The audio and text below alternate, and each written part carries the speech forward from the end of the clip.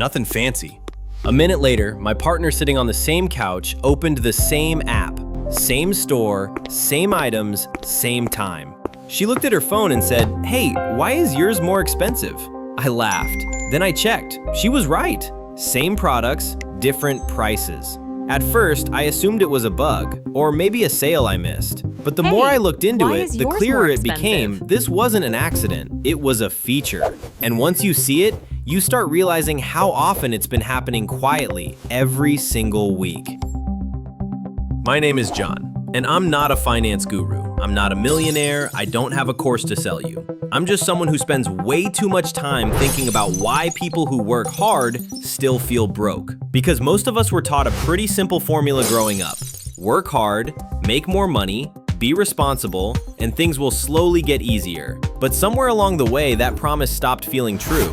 Today, we're working more hours than ever. We're more productive than any generation before us. And yet, a huge number of people can't cover a small emergency without stress. Not because they're careless, not because they're bad with money, but because the system around them has quietly changed. This video isn't about budgeting hacks or skipping lattes. It's about something far less visible and far more powerful. It's about how prices are no longer neutral.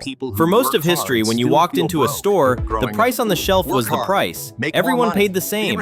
Rich or poor, busy or bored. But today, especially online, that idea is breaking down. More and more, prices are being personalized. Not based on who you are, but based on how you behave, how fast you click, how often you compare, how tired you are when you shop, whether you tend to buy now or wait. And if you think that sounds a little uncomfortable, you're not wrong. Because when prices adapt to behavior, the people who pay the most aren't the most reckless. They're usually the most exhausted. The parents buying groceries at 10 p.m., the workers ordering dinner after a long shift, the people who don't have the time or energy to play price detective. In this video, I want to walk through three things. First, how we went from one price for everyone to prices that quietly change from person to person.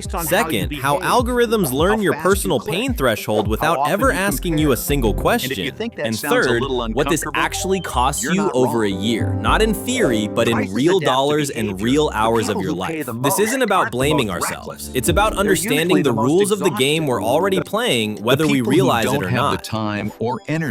Most of us grew up believing something very simple about money. A price is a price. You walk into a store, you see a number on a tag, that number applies to everyone. Doesn't matter who you are, doesn't matter how tired you are, doesn't matter how much money you make. And third, that belief is so deeply wired into us that we don't even question it. And for a long time, it was mostly true. If you and I walked into the same grocery store in 1995 and grabbed the same carton of milk, we paid the same amount. The cashier didn't quietly decide I looked more desperate than you. The shelf didn't change its mind because you were in a hurry. Prices were blunt, unpersonal, almost boring. Then the internet showed up. At first, nothing seemed different. Prices were still listed, you could still compare, everything looked familiar. But behind the scenes, something massive had changed. For the first time in history, sellers could watch how you behaved before you bought something. Not just what you bought, but how you hesitated, how fast you clicked, whether you came back 3 times or bought immediately. That was the moment one price quietly started dying. We've already accepted versions of this without much resistance. Airline tickets change by the hour. Ride-sharing prices spike when it rains. Hotels cost more during conferences. We tell ourselves, that's just supply and demand. But what's happening now goes a step further. Because instead of reacting only to the market, prices are reacting to you. Two people can be part of the same demand wave and still be charged differently. And the reason this feels so unsettling is simple. You never see the comparison. In a physical store, unfair pricing is obvious. Someone would notice. Someone would complain. Online, pricing happens in private. Your screen, your account, your moment of need. There's no shelf label to argue with. No line of customers behind you seeing the same number. Which means the system doesn't need to be perfectly fair. It just needs to be invisible. And when something is invisible, people, we default to physical blaming store, ourselves. unfair I pricing should have is checked obvious. earlier. I must have Someone missed a would discount. notice. I guess Someone that's would just the price complain. now. But what if it Online, isn't? shelf label What if to the argue price with. you're seeing No line of isn't the customers price, behind you but seeing the your same price? number. And what if that Which price means the quietly system doesn't changes need based on ourselves. how much the system I should thinks have you're checked willing earlier. or I must have forced missed a to discount. pay? I Once you guess start that's just asking the that price question, now. a lot of everyday frustration What if the suddenly price makes you're sense. seeing Why isn't convenience the keeps price? getting more expensive. And Why what if that rushed price purchases quietly always changes? feel Once you start overpriced. asking Why that being question, busy a seems lot to of cost everyday more than being frustration suddenly patient. makes And we sense. haven't even talked Why about convenience algorithms keeps yet. getting more expensive.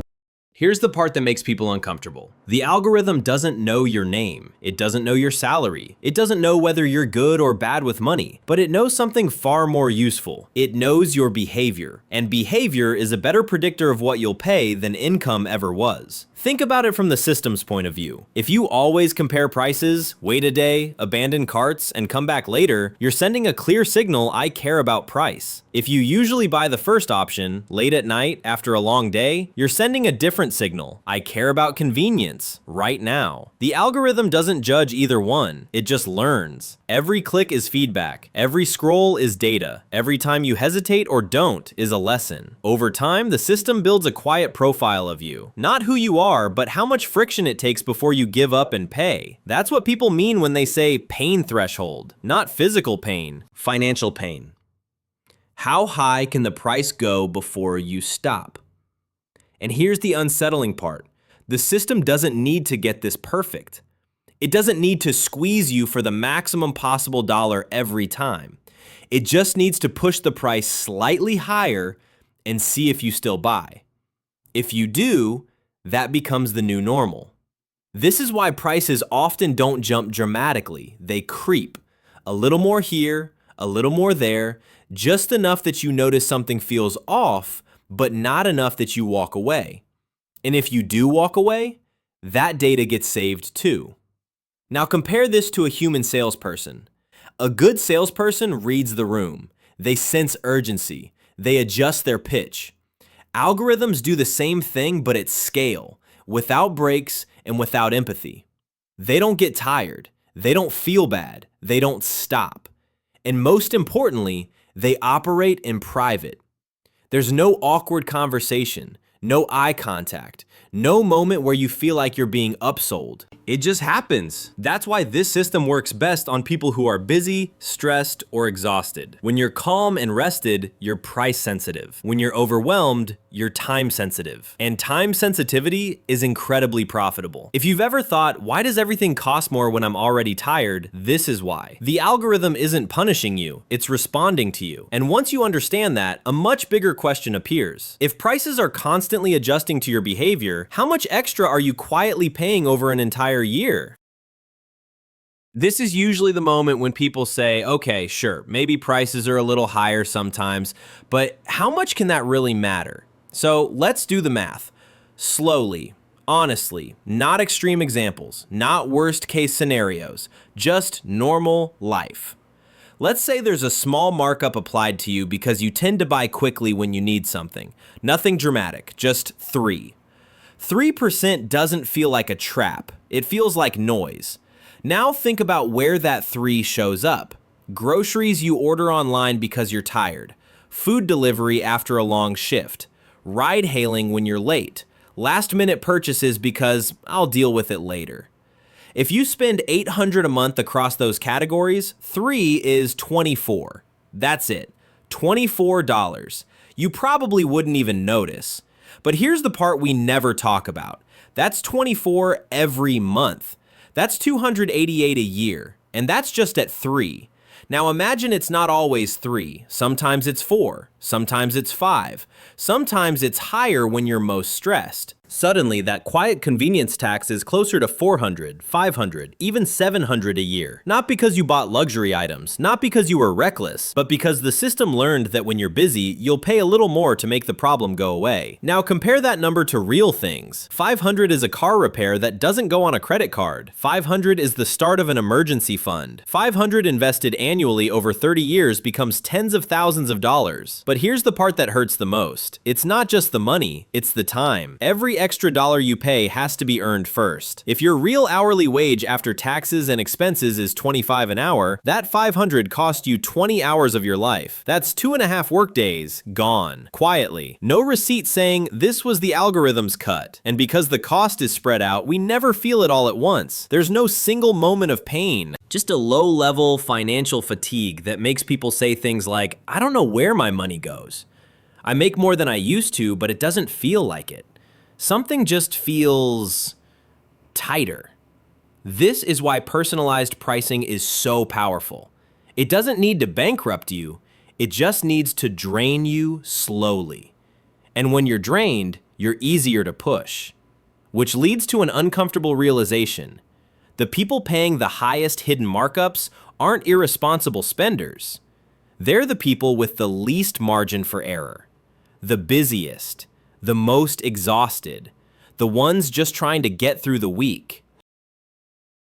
Here's the part that almost never gets talked about. This system doesn't hurt everyone equally. It doesn't hit the most careless people the hardest. It doesn't target the people who don't know better. It hits the people who are already stretched thin. The parents ordering groceries at night after the kids are finally asleep. The workers grabbing dinner between shifts. The people dealing with aging parents, long commutes, or unpredictable schedules. These aren't impulsive spenders. These are tired people. When you're rested, you can optimize. You can compare. You can wait. When you're exhausted, you just want the problem solved. And the system knows that. It knows when you're shopping late. It knows when you're buying the same things again and again. It knows when you don't have the energy to open 5 tabs and hunt for a better deal. So it doesn't need to be cruel. It just needs to be slightly more expensive. Because when you're tired, you don't ask, is this the best price? You ask, can this be over now? And that's the moment where convenience quietly turns into a penalty. This is why 2 people with the same income can have completely different financial stress levels. One has time and flexibility. The other is always in catch-up mode. And over time, that difference compounds. Not in a dramatic way, in a slow, grinding way. A few extra dollars here, a few more there, until one person builds a small cushion, and the other feels like they're always one unexpected bill away from trouble. This is also why advice like just be more disciplined or just plan better often feels insulting, because discipline requires energy, and energy is not distributed equally. When systems charge people more because they're tired, busy, or overwhelmed, that's not a personal failure. That's a structural problem. Understanding this doesn't make you angry. It does something more useful. It removes the shame. Because once you see the pattern, you stop blaming yourself for feeling behind. And when shame goes away, something else becomes possible. You can start protecting yourself. Not perfectly, not obsessively, but intentionally. Which brings us to the most important part of this video, what you can actually do about it.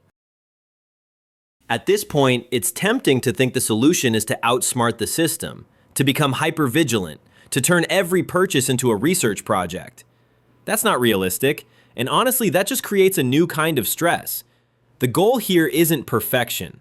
The goal is reducing exposure. Think of it like financial armor. Not something you wear all the time, but something that protects your most vulnerable moments. Here's a framework that actually works for normal people with real lives. 1. Add time where the system wants urgency. Algorithms love urgency. So the simplest defense is time. For anything that isn't food, medicine, or an actual emergency, build in a 24-hour pause. Not to think harder, just to change context. Most price inflation relies on the moment. Break the moment and the pressure drops. You'd be surprised how often the price mysteriously improves the next day, or how often you don't want the thing anymore. 2 separate convenience from habit? Convenience is expensive, that's not new. What's new is how often convenience becomes automatic. If you always buy the same things the same way, the system learns that pattern fast. The goal isn't to eliminate convenience, it's to use it intentionally. Delivery when you're sick? Worth it. Delivery because you're exhausted every night? That's a leak. Pick a few categories where convenience is allowed and a few where it isn't. That alone creates friction the algorithm doesn't like. 3. Check prices without your context. You don't need to become paranoid, just curious. Before bigger purchases, check prices logged out in a private browser on another device if possible. You're not hunting for a conspiracy, you're checking whether the price is stable or reactive. If it changes easily, that's a signal, not a scandal. 4. Build a small emergency buffer. Yes, even 100. This sounds unrelated, but it's not. Emergency funds don't just protect you from emergencies. They protect you from urgency pricing.